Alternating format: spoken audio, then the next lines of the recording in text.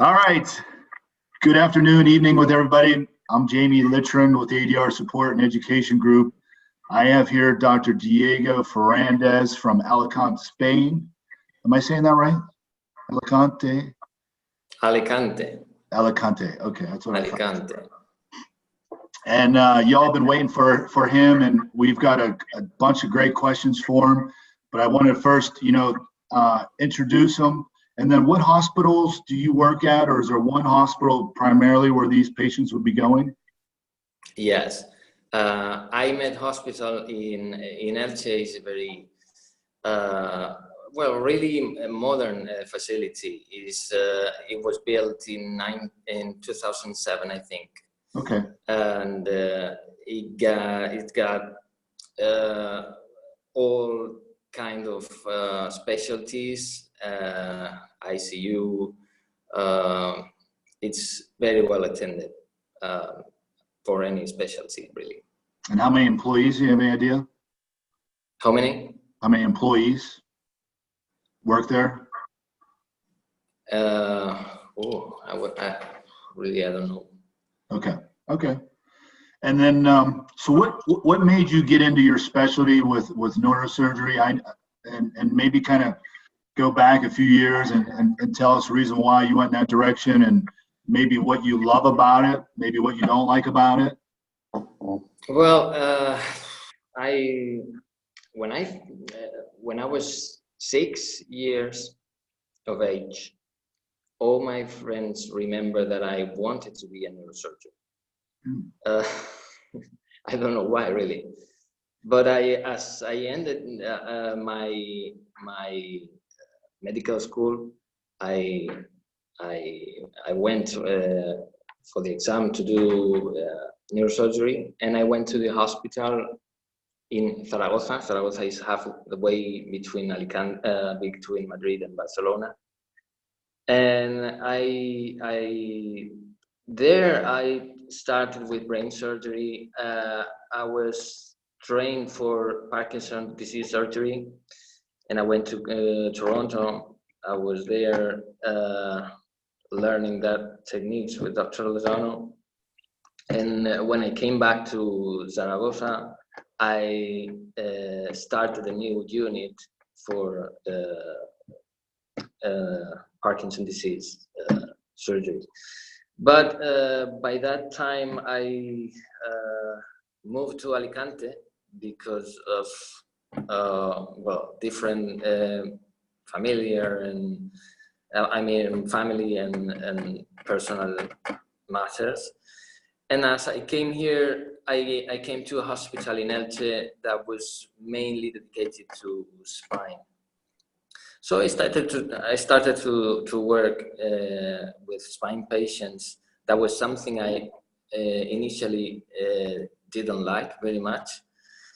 But as it was something that I had so many patients, I started to have good outcomes progressively. This was 2001, I think. And I managed to operate on around 350 patients per year, something like that. Because it was a public hospital, and at the same time I started it was a public, and I started my private practice as well in other private hospitals. So it was a big amount of patients every year. And around 2009, I left brain surgery definitely, and I started to dedicate exclusively to spine surgery. And I tried to use any new technique that was available in the market. Even when I started minimally invasive surgery by 2003 or 2004 was my first cases. It was at the same time being developed in the US by Medtronic and all surgeons around Medtronic, like Kevin Foley or anything, people like that. And we were doing things like they were designing special instruments for that kind of surgery, and we were adapting what we had here for cervical spine or whatever to use it for minimal invasive lumbar spine. We tried anything new, really, because we were very motivated to be less aggressive. I was trained by Dr. Gomez Perun, which is a neurosurgeon, but who was trained with orthopedicians. So his technique was a classical one, really open, really bleedy, very effective, but patients took a very long time to recover. And that was something I wanted to overcome. And all my aim was to diminish damage to the patient, trying minimal invasive, but first trying techniques like radiofrequency injections, whatever, to avoid surgery. And now we are very much aimed at avoiding surgery at all. So, and this is something is against my business, right? But we are training or collaborating with personal trainers and designing exercise and the way to re-educate the spine muscles, trying to avoid surgery, or in case it's unavoidable, because sometimes there's deformities or problems that it cannot be in which surgery cannot be avoided. In that case is that when surgery cannot be avoided, this kind of training can improve the recovery time. And really the final outcome is not only surgery, it's also this kind of training we are proposing to the patients to do before and after surgery, right? Yeah, I mean, that's what Berg highlighted on, is doing the pre-op therapy as well. And maybe I can ask you that question since we're on that topic. You know, did you remember what Berg talked about in France about doing a lot of forward flexion rather than extension exercises because of loosening up the facets and lengthening those muscles in the lower back from doing ADR lumbar surgery? He said that ever since they instituted that, because if you think about what I've been taught, is everything's been kind of following the McKenzie method. It's all extension, extension, extension, but that places a lot of pressure on those facets. And his theory is to open the facets up. What is is that where you're kind of going, or what's your thinking?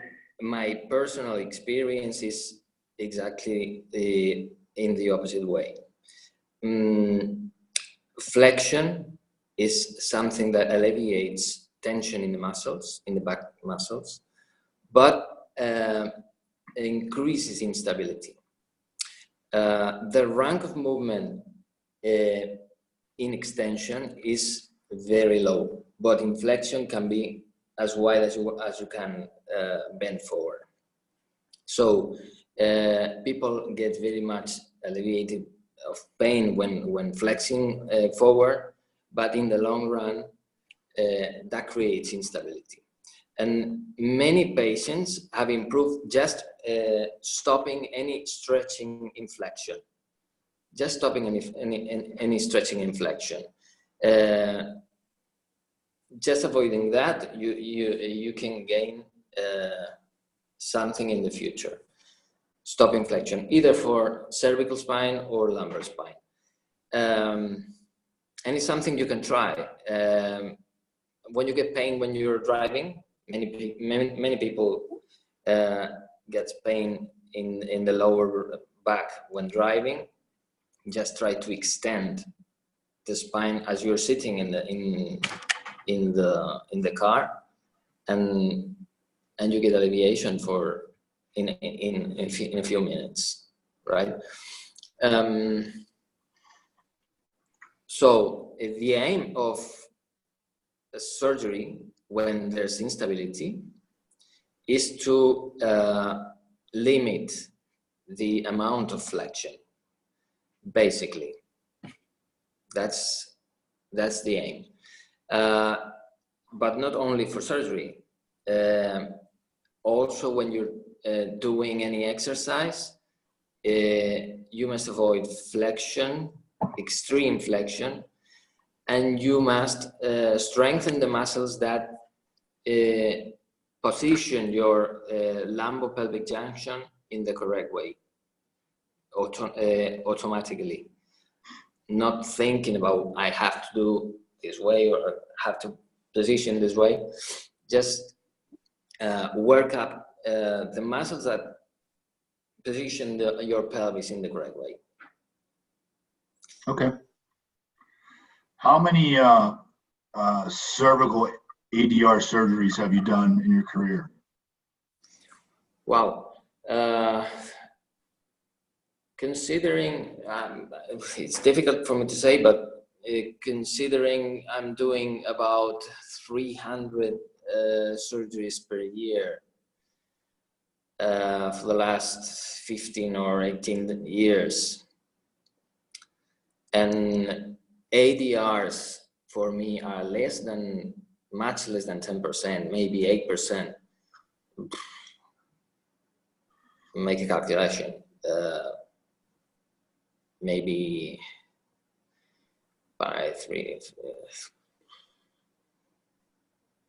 200, 300. Okay. Something like that. Okay. Well, I mean, that's a fair amount. Really not thousands. I'm doing much more A-lifts or anterior fusion, cervical fusions, and lumbar fusions, much more than total disc replacements.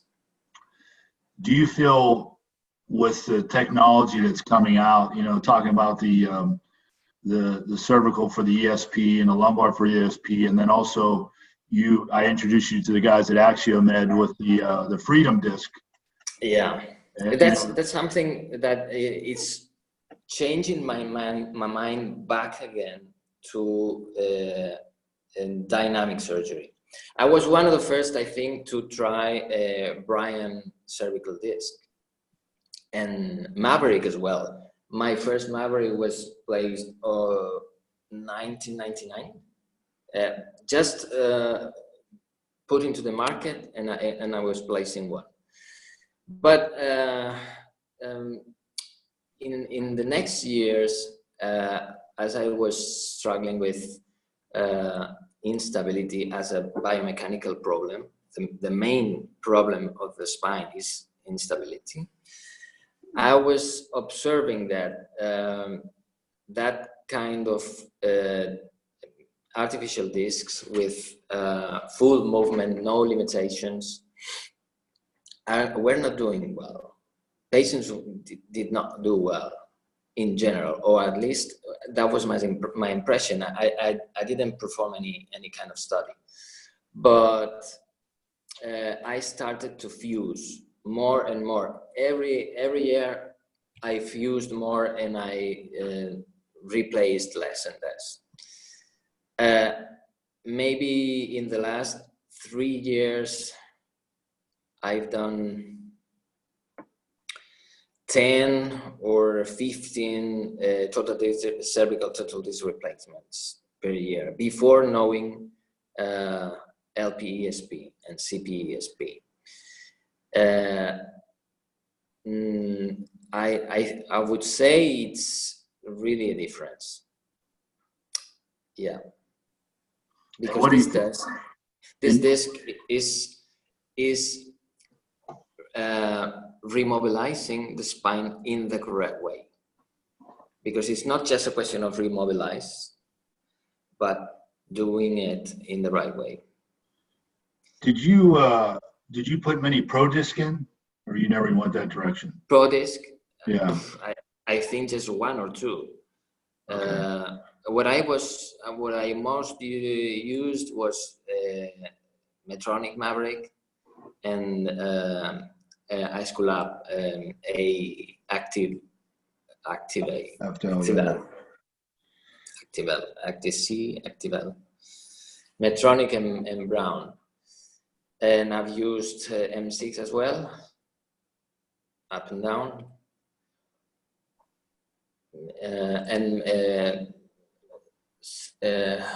how was this called? Discoserve,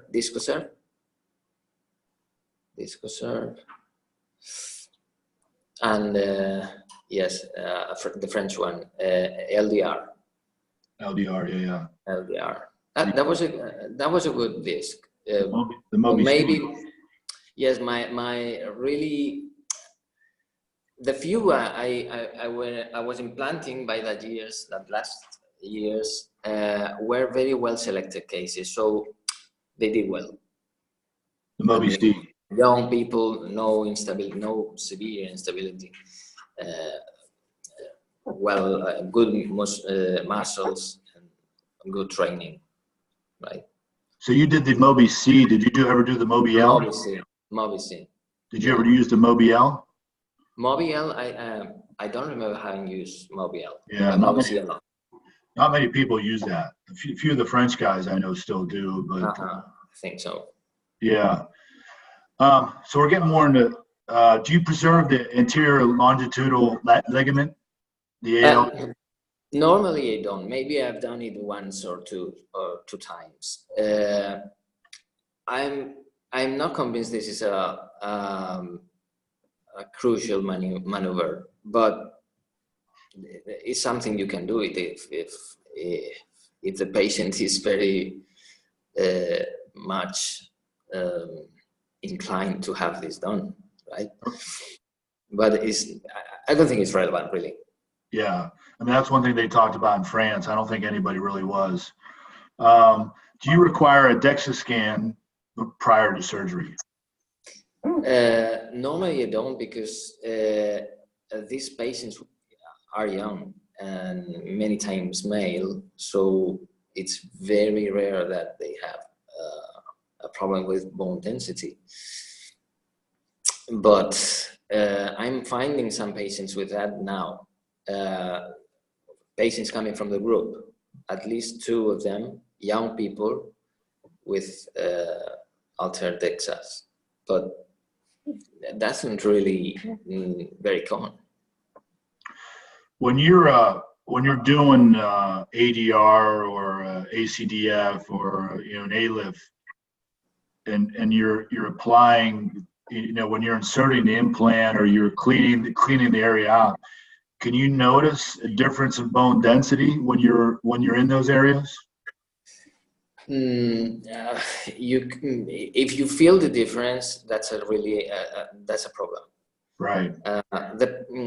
The real problem is when you don't feel that and the disc subsides.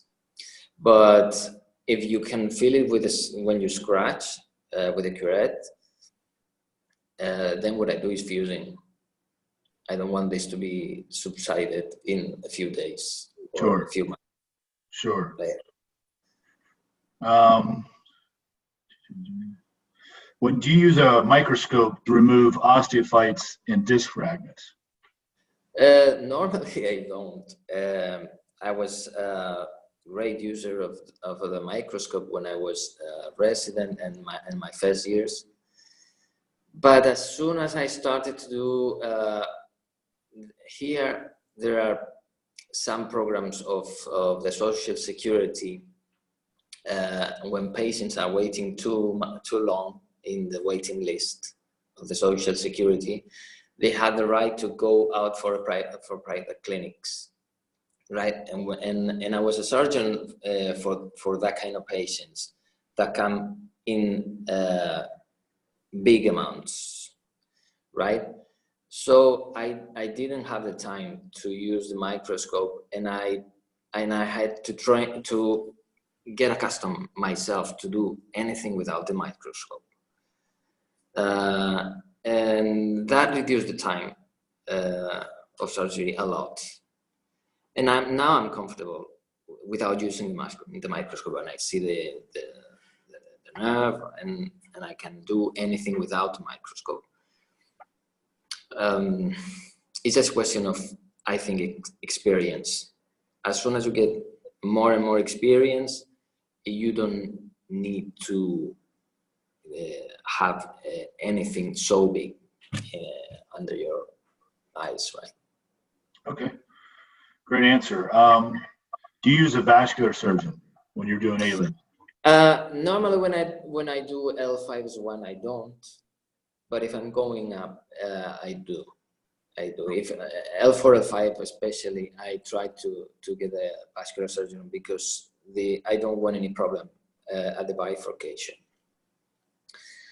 I've had some profuse bleedings there, and I've suffered, and I don't want my coronary artery exploding. Sure.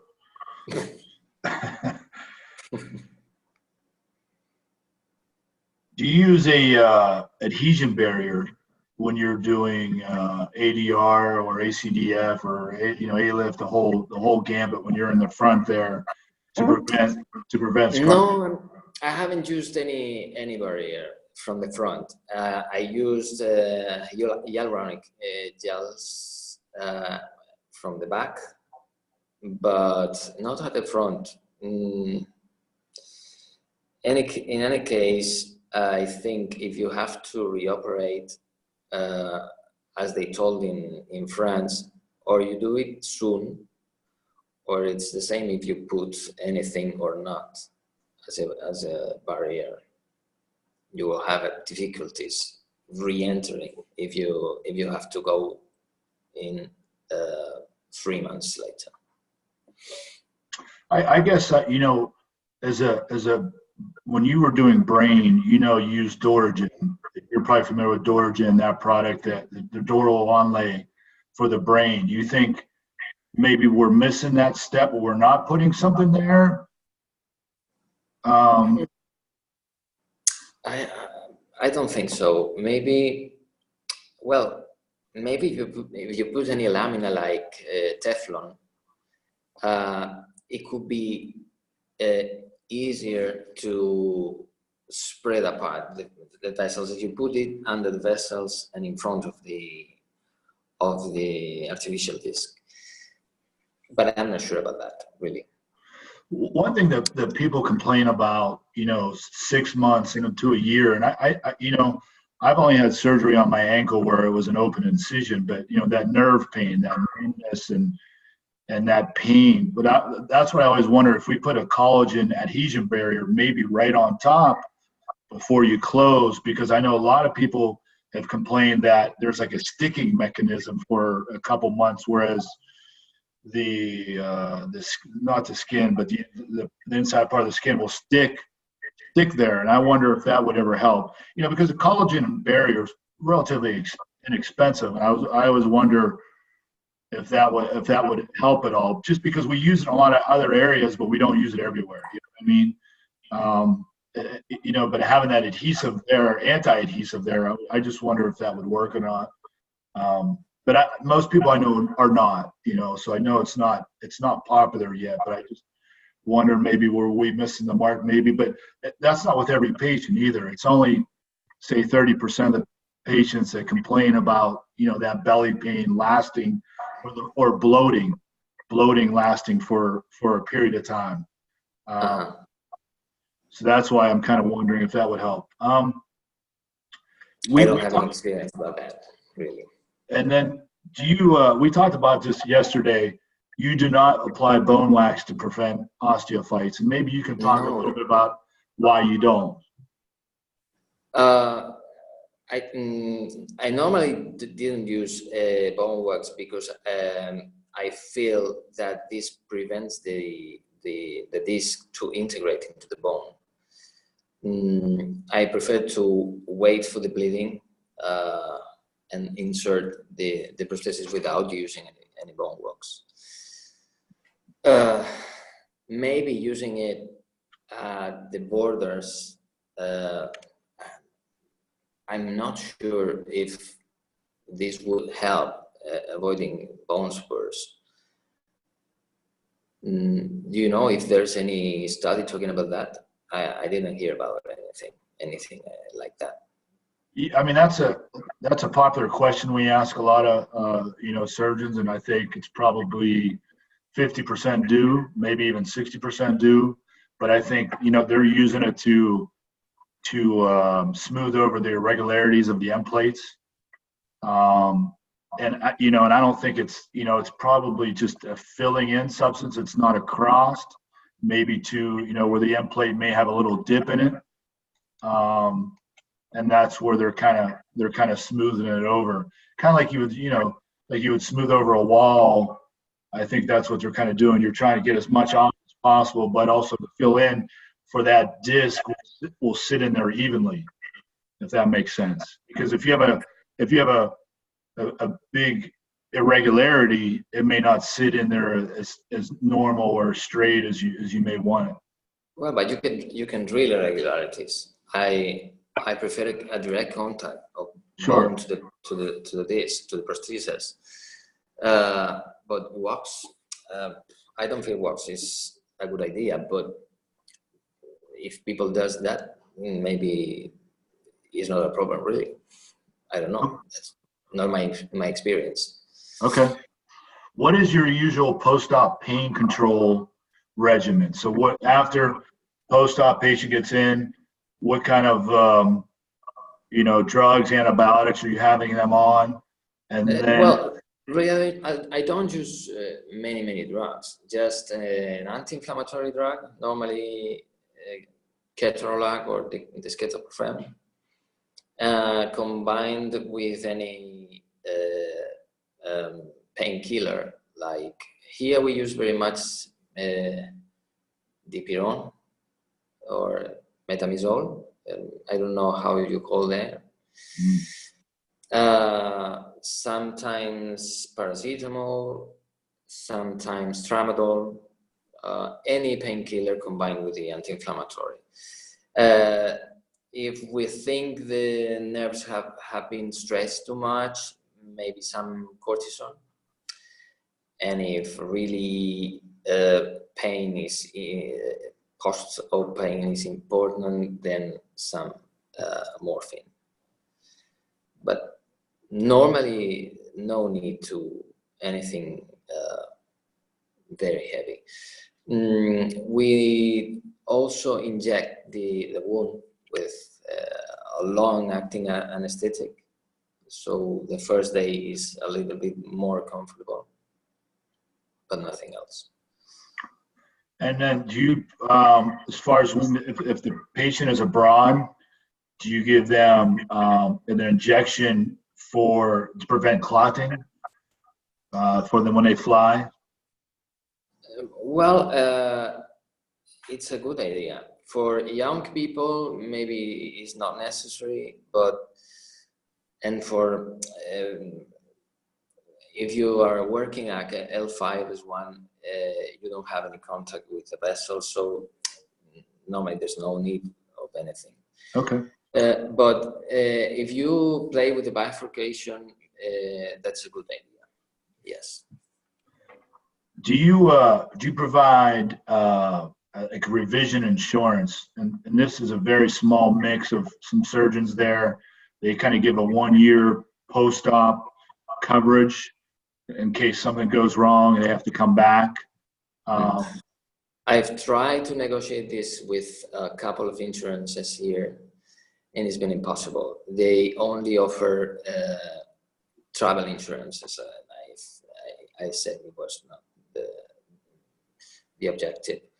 So there's nothing like that you mentioned, but we can work out any or try to have an idea. We don't have really many re-interventions, but a couple of times we've had, what we do is negotiating a special price with the hospital, which only charges 1,000 for the next operation, and we don't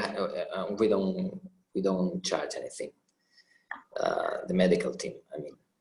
Well, you know, one of the conversations I always have with people is with me, you, and Clavel and the bus. Remember, all three of us were in the bus, but I know that you two are somewhat colleagues, and I know he offers some type of insurance for a year. And obviously, you guys being in the same country, maybe you might want to ask him what he does, and maybe he does it something similar to you. Maybe there's just a small cost that the hospital will charge. This is not really established with the hospital, but I've talked to them because this is not very common, really. But we can leave it written as a norm if it's necessary. And I could be wrong about this. The only one that I know that does do that is Clavel. Mostly everybody else I know that really doesn't offer much. And sometimes there's been a few patients where they needed something, 2 weeks later, and the cost was still, pretty relatively high that they had to pay to get a revision, not necessarily a revision, but maybe some nerves were still compressed and there was a bone spur that wasn't removed, or something along those lines that were there. I know you have some contraindications for ADR, like BMI is one of your big ones. And then instability would obviously be another one. Do you want to maybe go down your list real quick of that? Yeah. Really, I'm not very comfortable with people with high BMIs. It's a high risk if you're working in a deep field. You don't have any control of the vessels. If you get a bleeding, life is threatened, really. So I don't want to risk that much. Sure. And regarding instability, with the appearance of this new kind of discs, maybe this must be rethought. I was completely against using any kind of free disc for unstable spines. But this kind of disc can restabilize the spine and give it the correct way of moving. I've seen recent results with LPESP. Really patients with an evident instability in the flexion extension X-rays, and it's incredible. It's like a fusion, but with some kind of movement that is really preventing the adjacent disc disease in the adjacent disc, right? So now I'm re-editing this information and sure to include these patients as well. And the other problem was facet synovitis. Synovitis, yes. Synovitis, right. Sometimes this is so evident that I'm still having doubts whether using or not a disc replacement in that cases. That's something we must we must consider from now on with either LP, ESP, or the next forthcoming Axiomed that you presented me, because this could be relief of the pressure on the facets. Okay. Do you think if someone has nerve issues where they got radicular pain, this is a hard answer. This is a hard question to answer, but length of time, what is your, you've done a lot of fusions, obviously, and fusion will still help nerve pain. We know that it'll eliminate nerve pain because you decompress. If someone says an 8 or 9 on a Oswestry score, or someone's a 3 or 4, how long of time will you give them before their nerve pain begins to disappear? You mean after surgery? Correct. Well, if you after surgery, sometimes you can get even worse pain. Not many times, but sometimes. And I think this is because of stretching of the nerve. Sure. As soon as you gain 1 centimeter high in a couple of discs, you generate tension there. So that takes 6 to 8 weeks to be readapted. And that's the time to use gabapentin or pregabalin, all of this, and anti-seizures. And maybe cortisone at the very beginning, but not for a long time. But about 6 to 8 weeks. Not more than that. If you get radicular pain for more than 2 months, then you should consider to revise anything or see what's happening there. Well, we've had a lot of patients that they're 6 months to a year and a half, and they still have after surgery. Correct. And they still have some intermittent. It comes and goes, and a lot of people have a wide. It seems like I wouldn't say the older patients, but I'd say 50 to 60, and there's even a few that are even older that have SI joint or some laxity problems there. It may get a little loose, and I don't know if you're getting a ESP put in. I don't know why that would be any different really than from a fusion, as you mentioned, because you only get a little bit of movement. But why does that SI joint become lax? And do you ever fuse the SI joint? Yeah. I use iFuse.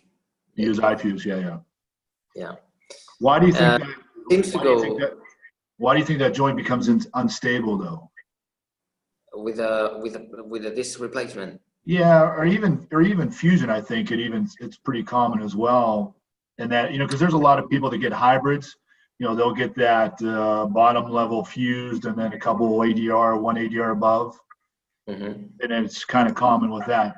I mean, it's a wide range, and that's one thing that we were trying to figure out with the group is why some patients get it, why some don't, and we both know that it's more common in women, that may have had, birth, because you tend to stretch that out and that may become lax after that. But I guess, have you seen any reasons or any ideas? No, I wouldn't. I would say maybe that some biomechanics of the lower back is really difficult to measure.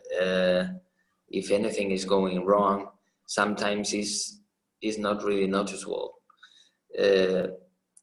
Maybe sometimes it's just an abnormal lordosis, which is forcing the SI joint to work as it shouldn't. but it's not easy to say, really.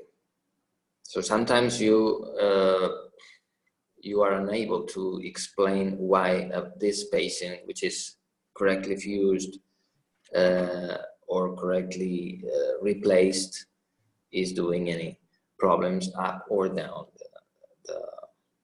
the heel. Okay. Okay.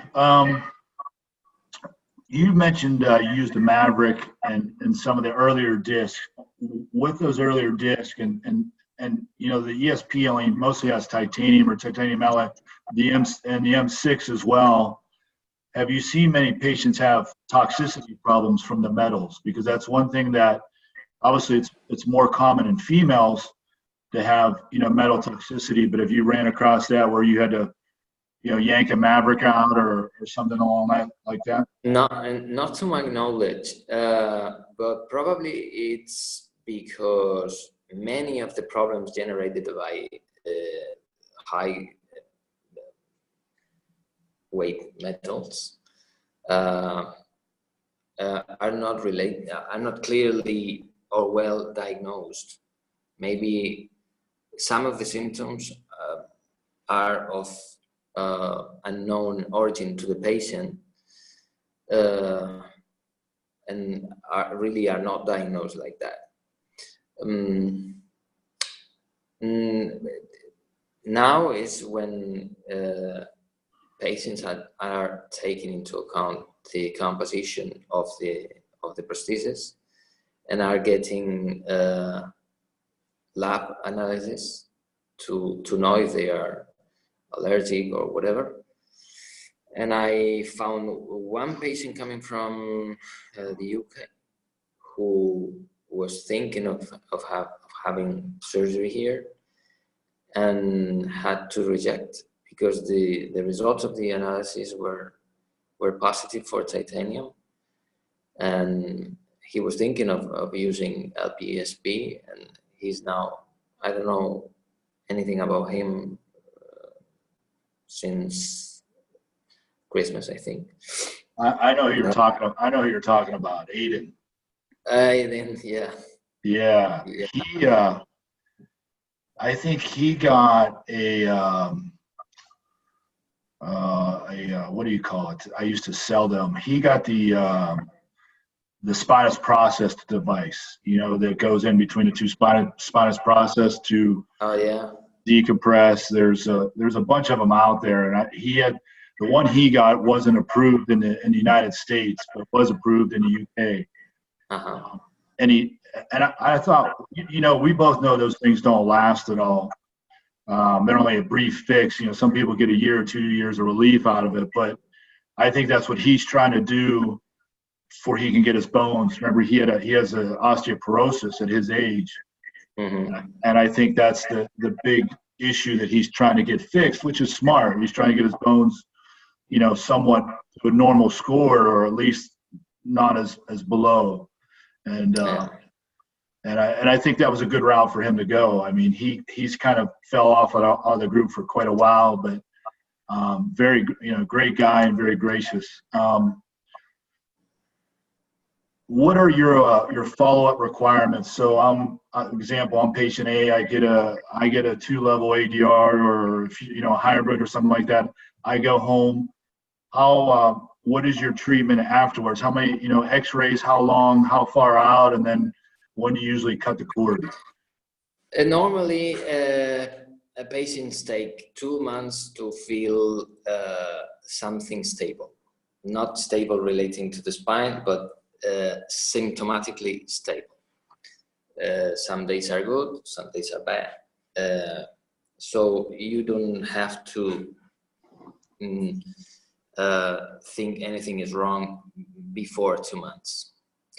So I try them to walk as much as they can without getting tired or getting stressed.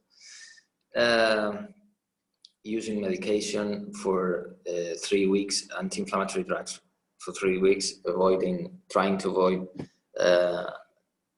ossification and degeneration of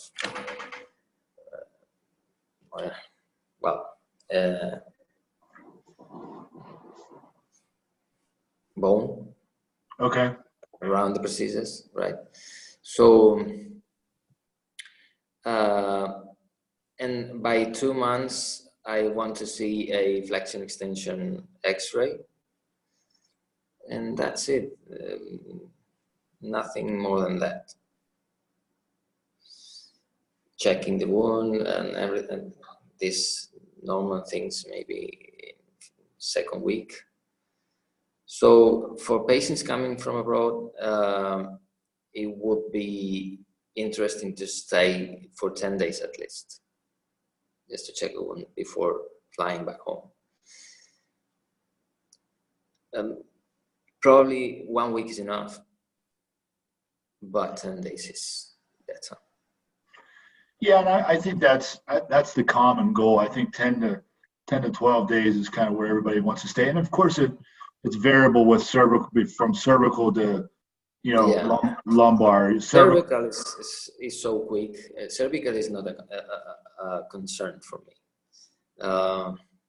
Normally, cervical patients are discharged 24 hours after surgery and can fly back home in 4 or 5 days.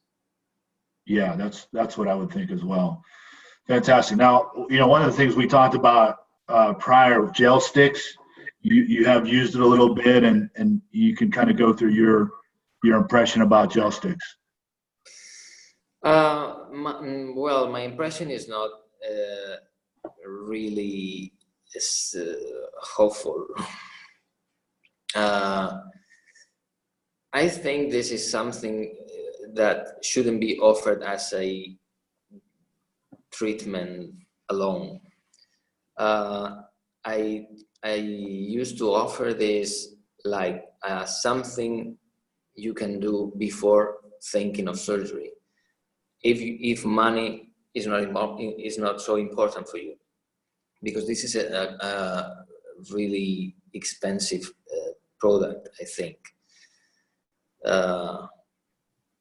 Regarding the outcome, the expected outcomes, this is nothing that is going to heal you 90% of the times, right? So this could work as good or as bad as radiofrequency coblation, nucleoplasty, or whatever intradiscal procedure you use. Even I heard of someone injecting saline water into the disc with theoretically good results. So I cannot deny this could be a placebo effect as well. I'm not against placebo effect. If it works, it works like anything else.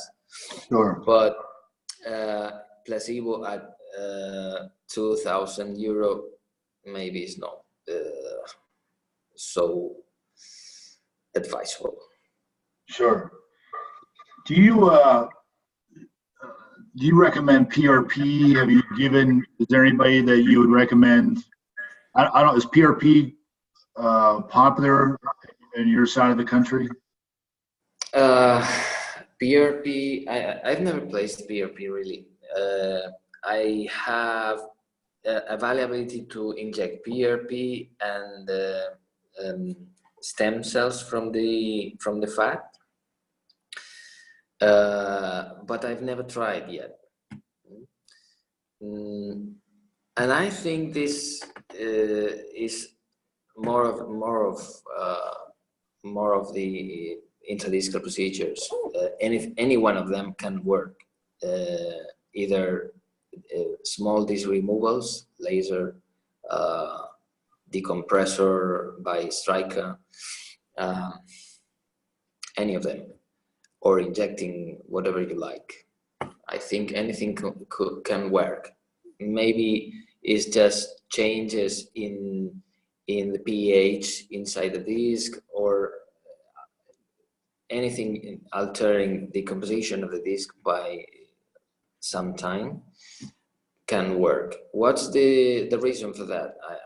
I don't know exactly, but intradiscal changes can improve pain, maybe transiently or maybe permanently if you combine it with exercise. Sometimes it's just a question of allowing you to start doing a good exercise. Moving, yeah, moving is key. With ADR, now we've read some MRIs from patients after ADR, and they're still showing, slight to moderate stenosis.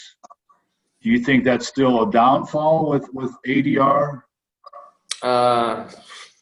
Really, when you do an MRI after ADR, you get so much artifact images Sure. that it's difficult to assess the stenosis. You can use a CT scan, or you can use myelogram,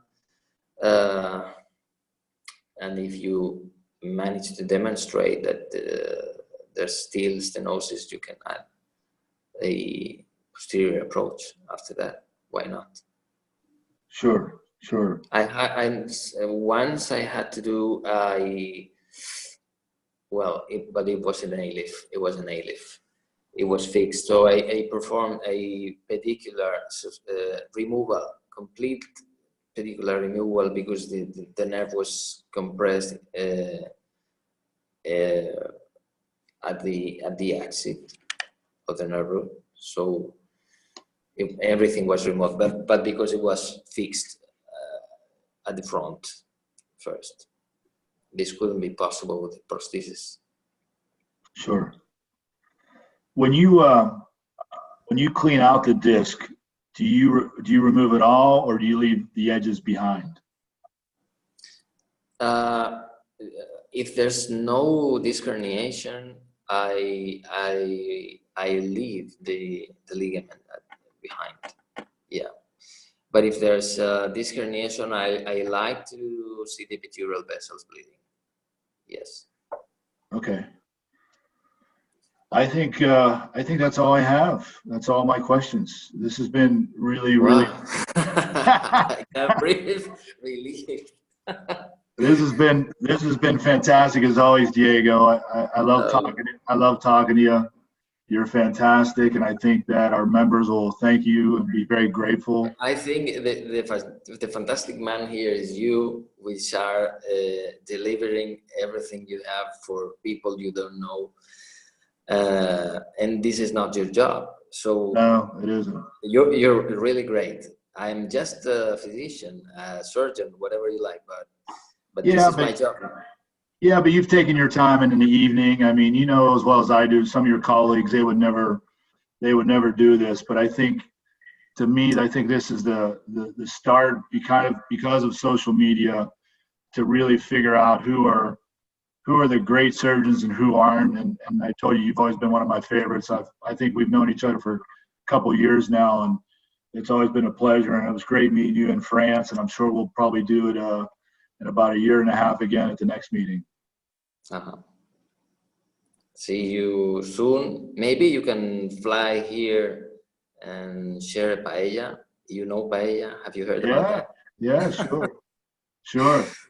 Oh, I have one last question. I almost forgot. So, sure. You met the Axiomed guys, and thinking of the future. And I know you're an OLIF guy. You perform OLIF, which I think is a great procedure.